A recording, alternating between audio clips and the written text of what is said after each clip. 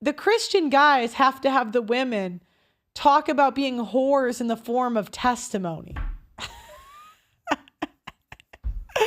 Oh, how do you guys get suckered into this? You are once again dead on. Love it. So sick of the simp world and all of its expectations. I'm a Christian and would not touch Christianity 304 with a 10-foot pole.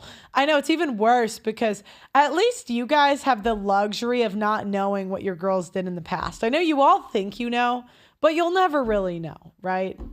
We have way too much incentive to lie.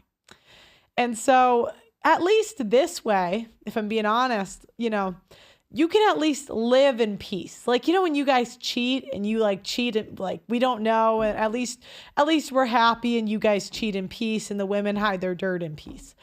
But the Christian guys have to have the women talk about being whores in the form of testimony. Oh, how do you guys get suckered into this? So they have to give a testimony about being a whore. So yeah. Anyways. That's even worse. At least the secular men don't have to go through a humiliation ritual. All for a girl with a Jesus cross necklace. Did you have a boxing match with Destiny? No, I didn't. Let's see. I have come to believe that faith alone theology leads to the popularization of the cremation of care.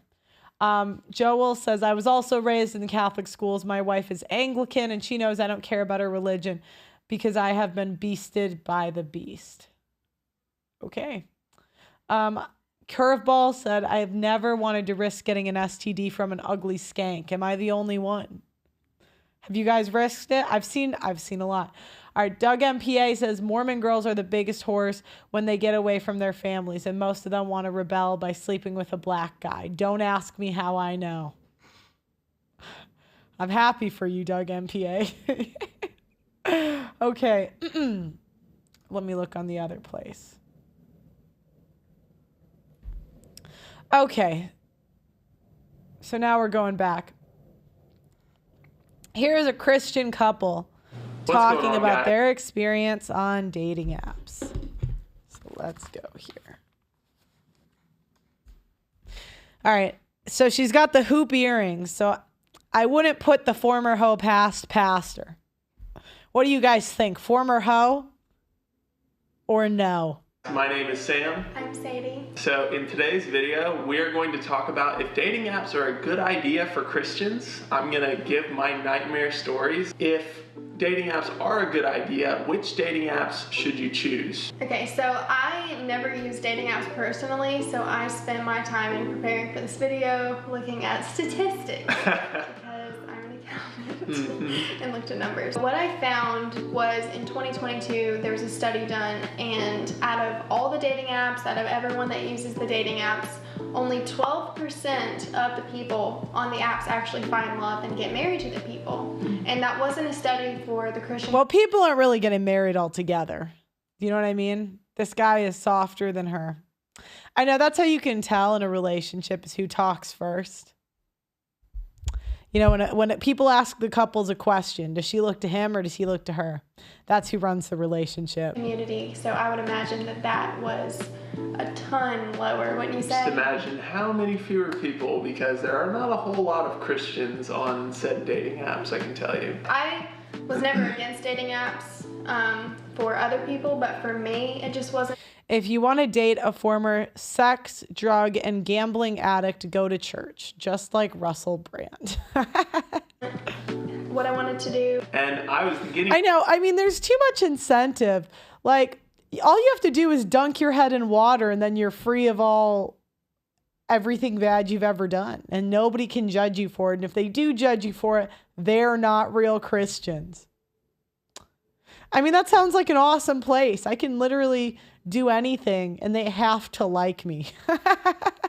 Pig, so I will tell you guys a little bit about my own nightmare experience on these dating apps. So probably when I think of horror stories on... Jacob, the bigger the hoop, the bigger the hoe. Well, she doesn't have too big of a hoop. dating apps, I think of one specific example. So that one example involved me meeting someone and they claimed to be a Christian. And so, we talked a little bit. Then we ended up planning to go to the beach, and They said the biggest red flag in a woman is finding God late in life. When is too late? When is it too late for a woman to find God? Could you make a poll in the chat? Is it too late at, let's do 20?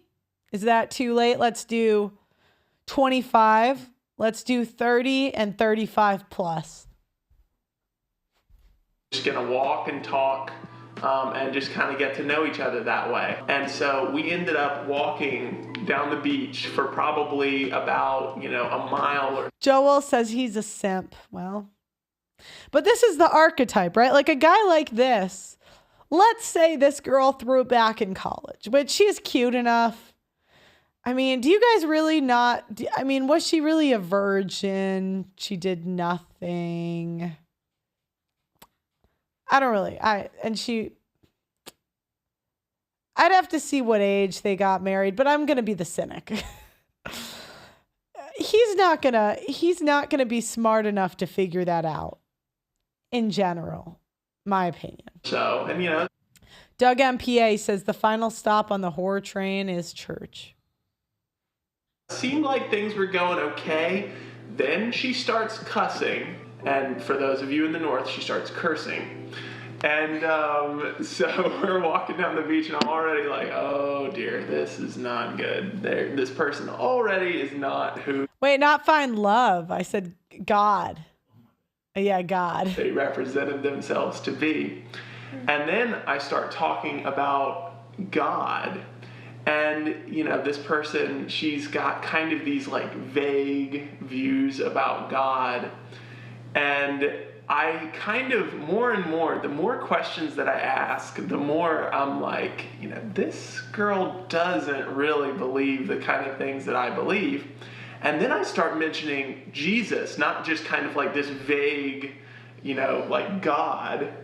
And then she starts talking about, because I asked her, what kind of relationship do you have with God? What kind of relationship do you have with Jesus?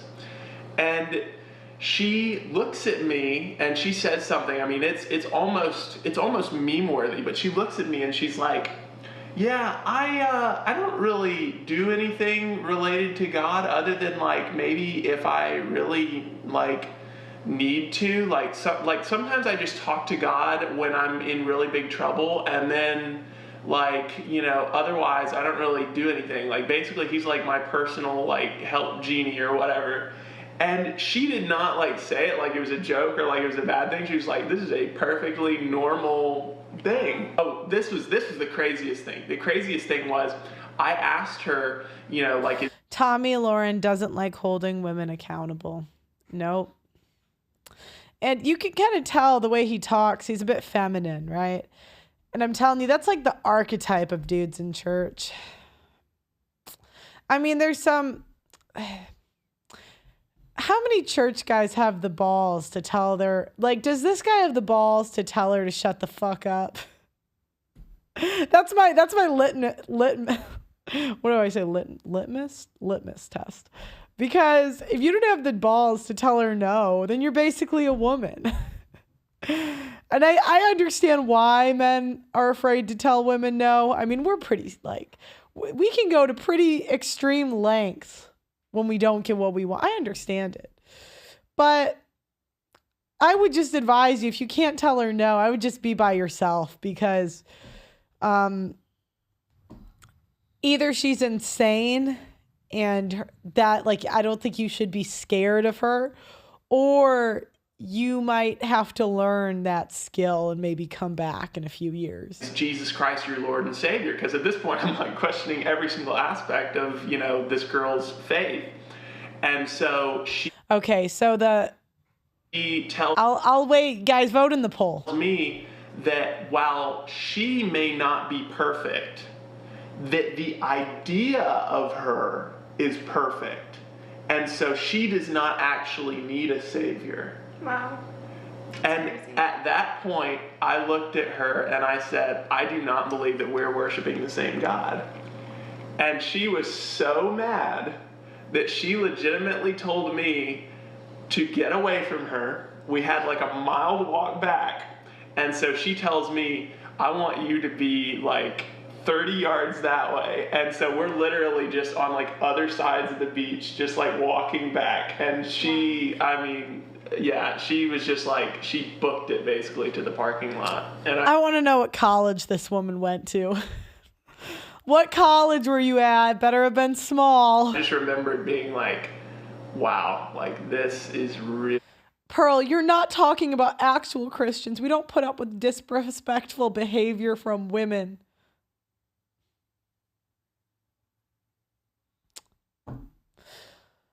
See, this is what you guys do.